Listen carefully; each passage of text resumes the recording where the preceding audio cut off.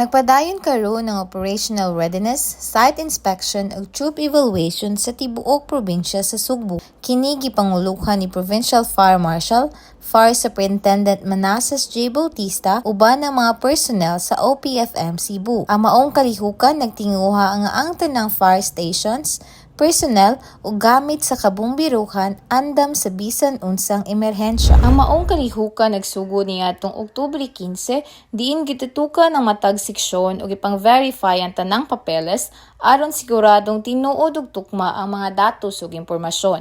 Kini usa ka importante nga bahin aron masiguro nga walay discrepancies o mga sayop nga datos nga makaapekto sa operasyon o serbisyo sa kabumbiruhan ngadto sa katawhan.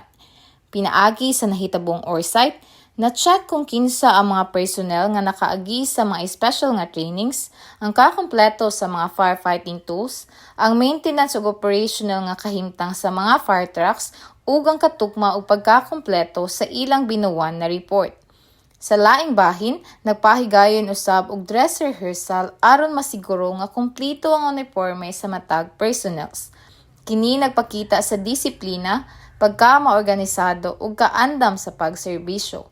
Ang maayong pagtanaw sa uniforme makahatag og kumpiyansa ug respeto gikan sa katawhan.